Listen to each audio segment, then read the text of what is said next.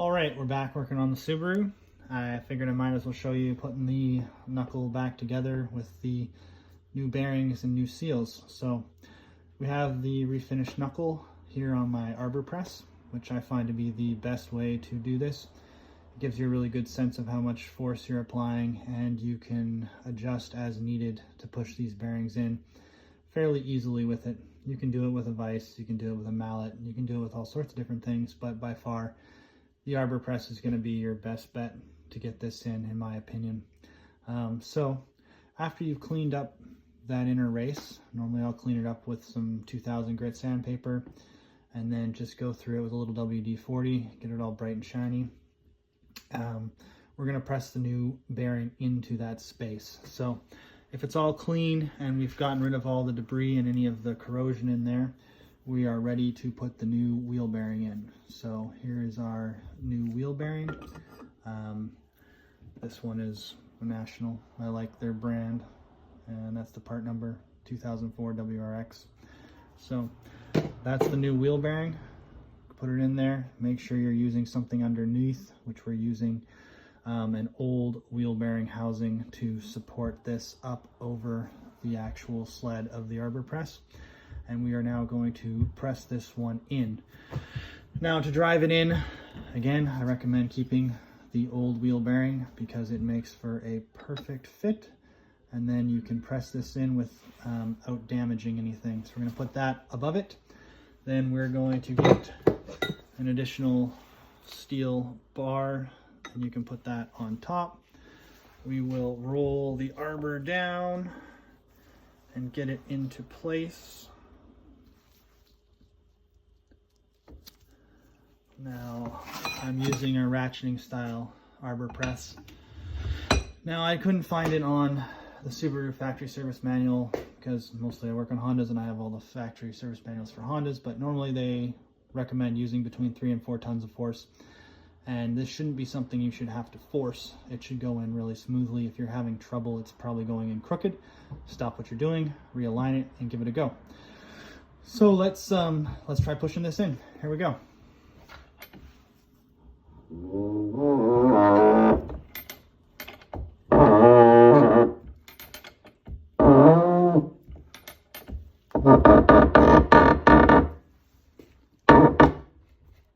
There you go. It should bottom out like that. Give it another little press. And we'll just roll this up. We'll take that off. We'll take out our old wheel bearing. And just like that, you got a brand new wheel bearing pressed in. Easy, right? Well, the arbor press, again, super handy tool. I recommend you get one if you work on a lot of different cars. It's an excellent tool to add to your arsenal. So after we've pressed that in, we've bottomed it out with the press. We know what's in there. You can see the groove, the recessed groove that's in there to accept the retaining clip.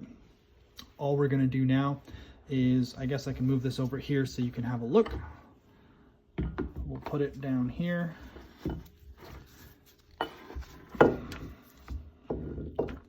Try and make it so you can see.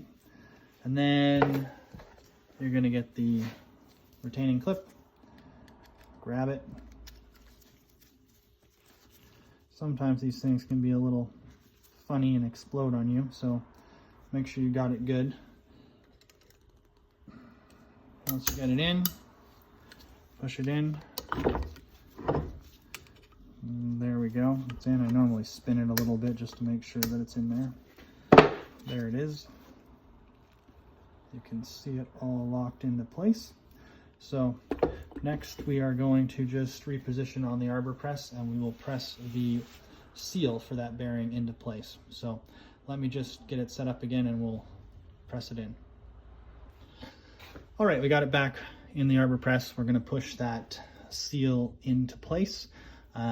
We are using, again, a National brand wheel seal. It's listed as inner on the website that I buy this stuff from, but it is the one that goes in between the bearing at the outside portion of the knuckle and the hub that's going to push into here. So here is the actual wheel seal, and if you look at it, the cup on the inside is what we're pushing down into the knuckle. So we're going to put it on there.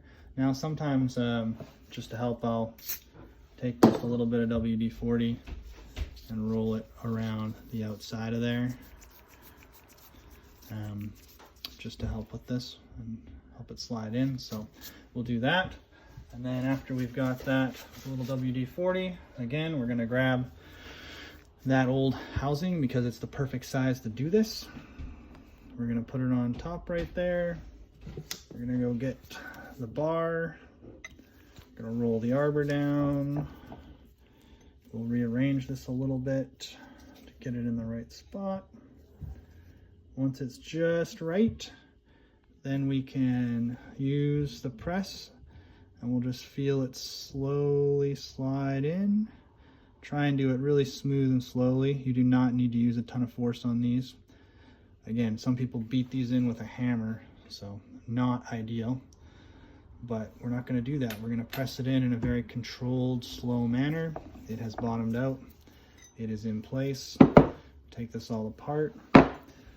There we go. So we've inserted the wheel bearing, then we've inserted the retaining clip, and now we have completed installing the wheel seal.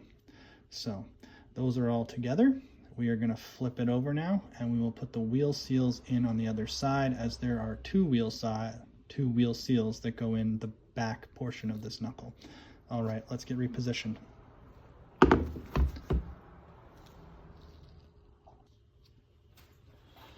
All right, we are now going to install the two wheel seals that go into the rear portion of this knuckle to complete the install. So the first one we are going to put in is this one, and it goes in. Again, that cup portion is going to face down. You can see the spring inside there, the tensioning spring. That portion is going to face down and push into the knuckle. I have just a loose stub from a different vehicle, but essentially it's going to go through there so it can seal on the stub. This is not the right stub, it's just for an example. So again, the back of the seal, you can see the spring. That portion is going to go down into the knuckle. So we will take, again, a little WD-40, spread it around. You need to find an appropriate sized pressing tool. Again, this time we won't be using that wheel bearing outer race. We're going to be using another one of my tools that I've made in the past. Again, sometimes I'll make these. I'll just take the wheel bearing race and I will weld it to a socket. And we're going to put it in there, get it positioned, and then we can just roll the arbor down. Once the arbor is in place, we can watch it. Now sometimes you can just roll it in with that portion of the arbor press, but we're going to use the handle. It should go in nice and smooth. It should not require a ton of force. Once you feel it bottom, just leave it. It's probably good. Then you can roll the arbor up, take out our pressing tool, and you can have a look. And you can see that that has made it right. There's another recessed, a relief cut in there that this one presses down to. It should sit just like that. You should be able to see that relief where there's a different outside diameter, so that you can push the next one in, which does have a different diameter. So that's what we're going to do now. So the last one that goes in is this one. It's listed as outer. This one has this larger flange piece to it, and that again is going to go in like that, so that when the stub passes through, it will nicely mate to there. Again, this is not the right stub. So there it is. I'm going to flip it over. We're going to put it like that. The cup is kind of facing up on this one. We can, I still have a little WD-40 on my hands, but we'll put a little bit more on there. Put a little WD-40 on there. Drop it into place. Make sure it's, you can try to start it with your fingers. This one, we are going to use the wheel bearing race again, because it is very close to the right size. And then we can put the bar over, roll it down, get it all positioned And then I'm just gonna roll this in with this. There we go. So we got it in. You grab the ratcheting portion just a little bit, bounce it a few times. It doesn't take a ton of force. You can put them in with a hammer if you're really careful, but putting it in with the press is always the best. So then we'll look around. If it looks like there's a portion of the seal that didn't get pushed in, which it looks like there is in that far corner, we can give it a little more force. Sometimes that happens. This one's a little more awkward to push in, but just work your way around. You will definitely know when it's in, and that one looks like it's in. So that's what it's going to look like afterwards. The seal will be pressed all the way in, flush with the top of that knuckle portion right there. And there we go. That's it all together.